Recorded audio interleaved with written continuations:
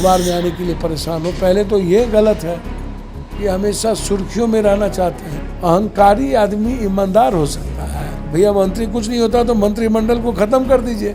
हम सीएम साहब से आग्रह करेंगे, अपने मंत्री को आप मजबूत और कड़क मंत्री दीजिए, ईमानदार मंत्री दीजिए। नमस्कार, आप देख रहे हैं लाइव सिटीज। मैं हूं आपके साथ सौरभ राज। बिहार में के पाठक को लेकर के हलचल तेज है, राजनीति हो रही है, पक्ष विपक्ष सभी लोग सवाल उठा रहे हैं के पाठक के कार्यशैली के ऊपर। जिस तरीके से उनके ऊपर आरोप लग रहा है कि वो मनमानी तरीके से अपने विभाग में काम कर रहे हैं, शिक्षकों के ऊपर दबाव बना रहे हैं। मेरे साथ पप्पू यादव, इनसे बात करेंगे। सर, के पाठक को लेकर के पक्ष के लोग, विपक्ष के लोग, सभी लोग सवाल उठा रहे हैं। सिर्फ नीतीश कुमार तारीफ कर रहे हैं। उनको ना तो विवेकानंद का पता, ना तो रामकृष्ण परमहंस का पता, ना तो उन्हें ओशो का पता, ना उन्हें राधा कृष्ण पल्लवी का पता। वो भी तो किसी शिक्षक से पढ़े होंगे।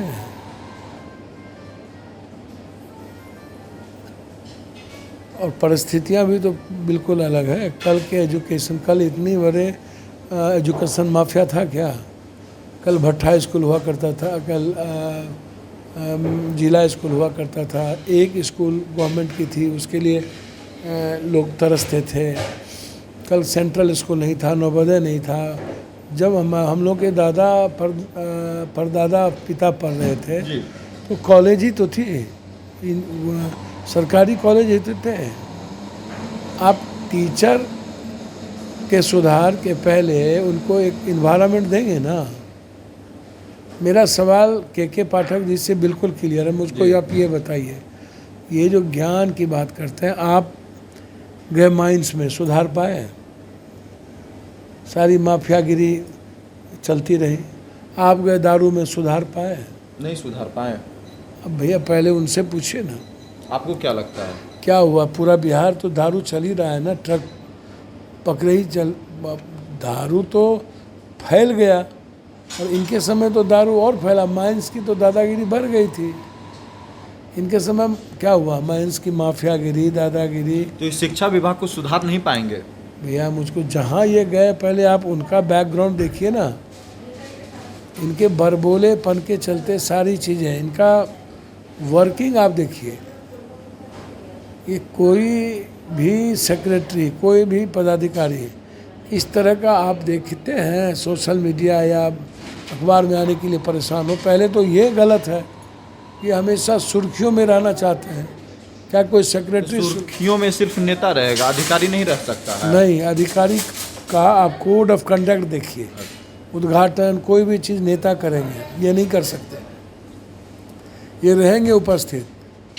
ये तो सुपर कॉक नेता बने हुए हैं। ये चर्चा में, आप लोग से ज़्यादा चर्चा में यही है। पप्पू यादव की बात छोड़िए ना, हम जनता के लोग हैं। चर्चा से क्या लेना देना?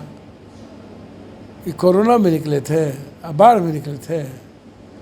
आप पहले इनसे पूछिए ना कि इनको ये पता है कि इंफ्रास्ट्रक्चर क्या है, लैब कितने हैं, टेक्नीशियन कितने हैं। लेकिन ये सुधार करने की कोशिश कर रहे हैं, विभाग में सुधार लाने की कोशिश कर रहे हैं। सुधार की बात नहीं है। पहले गुणवत्ता पर चर्चा करिए ना। आप जाइए ना जेडीएस कॉलेज बेगूसराय, आप जाइए ना मरवाड़ी कॉलेज। भैया स्टूडेंट है 1200, 1800, 4000, 6000। रूम है 9 ठो, रूम है 10 ठो, रूम है 11 ठो। और रूम में कोई सुविधा नहीं है। लड़कियों के लिए कोई बाथरूम नहीं है, लड़कियों के लिए कोई कॉमन रूम नहीं है। तो ना आप कॉमन रूम देंगे, ना बाथरूम देंगे, ना लैब देंगे, ना प्रैक्टिकल सही तरीके से होगा, ना प्रैक्टिकल का सामान है। भैया पहले आप इंफ्रास्ट्रक्चर दीजिएगा ना। तो कोई इंफ्रास्ट्रक्चर धीरे धीरे होगा। पहले तो धीरे धीरे लेंथ क्या होगा? ज़मीन पर क्या बनिएगा? पहले आप ज़मीन के नीचे साल भर बांस रहती है। अब किसी बीज को रोपते हो तो फिर आप पानी देते हो, बड़ा होता है तो फिर उसको सेव करते हो। आप आते ही सबसे सस्ता इसको टीचर मिल गया। इनसे जब मैं ये पूछूं जी, आपके रहते हुए कितना बार क्वेश्चन आउट हुआ? क्वेश्चन आउट हुआ? आप पूछिए ना भैया, देखिए ना। आपको क्या लगता है? नियोजित शिक्षक का देखिए और चीज़ों का देखिए। इनसे मैं पूछूं, मैं चैलेंज करता हूं के पाठक जी को जी।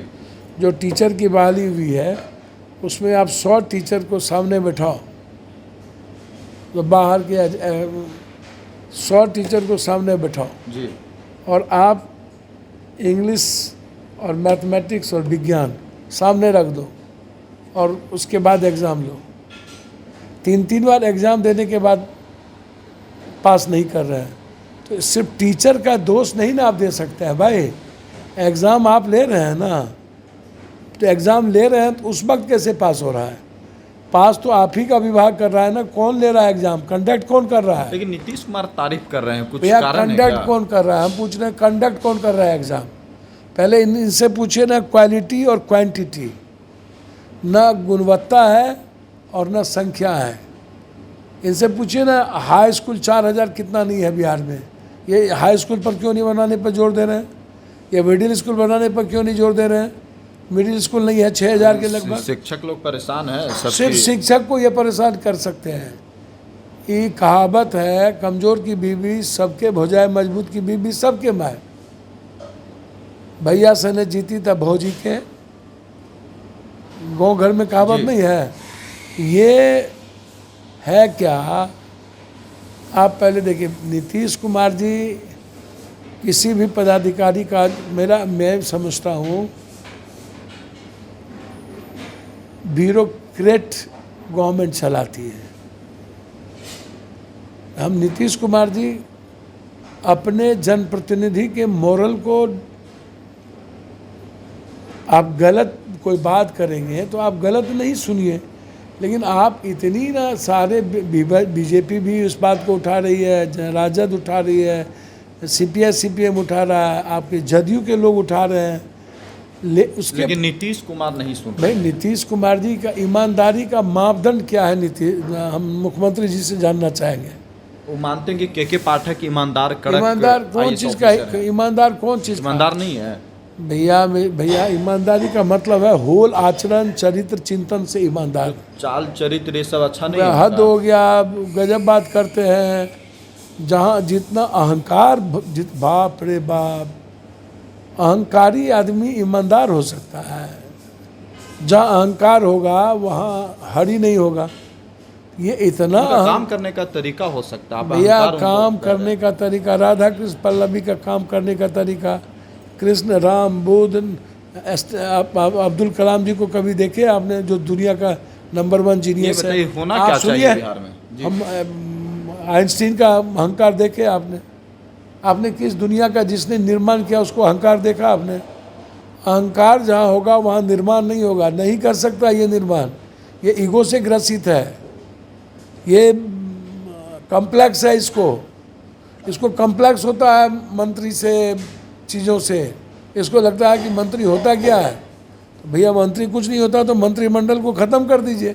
मंत्री पर थोड़े असर पड़ता है, सबसे ज़्यादा ही तो चपरासी को रोक देता है, ऑर्डर कर देता है कि मंत्री का कुछ नहीं सुनता। ये ईमानदारी है, बहुत ईमानदारी है। ईमानदारी के नाती बनते हैं। बिहार को नहीं सुधार पाएंगे, बिहार की शिक्षा व्यवस्था को नहीं सुधार पाएंगे। शिक्षा व्यवस्था को आप तब न सुधारिएगा भाई, जब आपके पास कोई इंफ्रास्ट्रक्चर होगा, जब आपके पास, आप सुविधा दीजिए ना, आप सुविधा लाइए ना। शिक्षा व्यवस्था को सुधार पाते तो सब प्राइवेट स्कूल क्यों जाएगा? और हम सबसे पहले इनको ईमानदार है ना, तो के पाठक के खानदान को बोलेंगे सरकारी स्कूल में पढ़े।